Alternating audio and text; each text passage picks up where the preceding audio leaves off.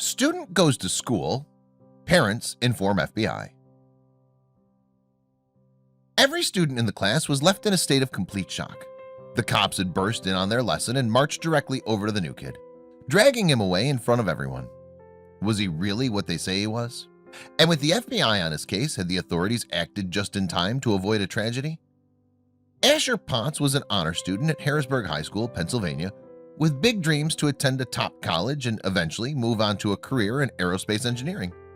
The aspiring pilot had a promising future, which was particularly impressive considering his troubled background in the foster care system.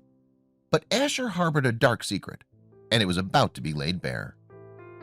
Working hard at 2 jobs in a grocery store and a kitchen to save up enough money to pay for his doctorate, Asher soon realized the meager salary wouldn't even begin to cover the fees. Desperate to achieve his dreams, he started to look at some shadier options.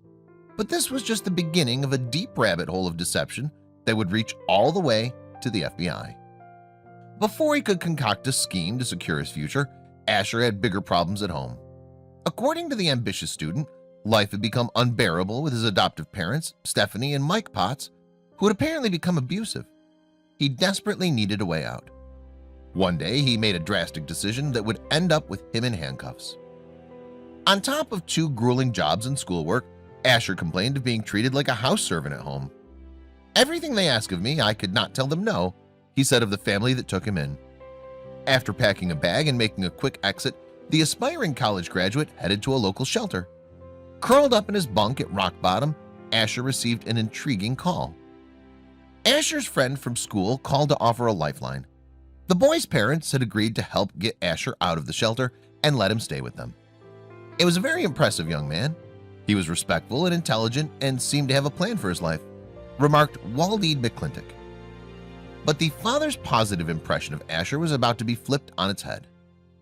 Just as things seemed to be going great for Asher, he'd been accepted into a school military program and prestigious flight school, he discovered that his adoptive parents had alerted the authorities to what was going on.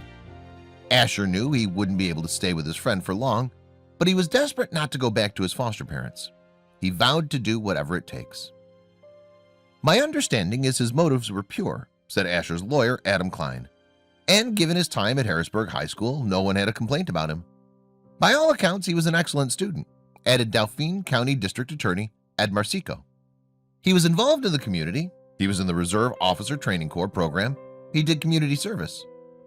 But the reality was far more twisted.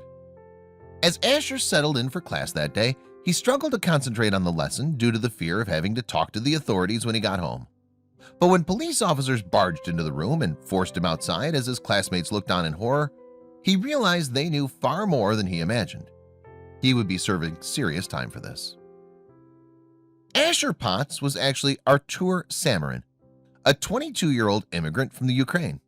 He entered the U.S. on a temporary visa to pursue the American dream and lied to say he was 17 so the Potts family could adopt him, allowing for an indefinite stay and state-funded education.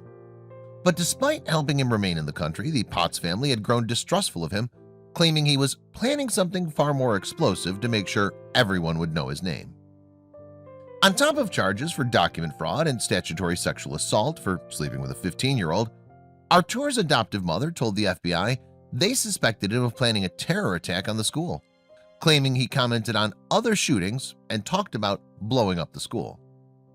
For her role in the crimes, Stephanie was sentenced to 5 months in prison. Artur served less than 1 year before being deported back to Ukraine. But the con artist hasn't given up.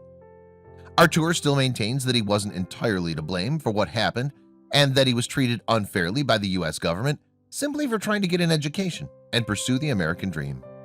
He's currently studying hard in Ukraine. "A coal doesn't want to be a coal," said Artur in an interview after the events. "It wants to be a diamond." Was there not an easier way for him to follow his dreams?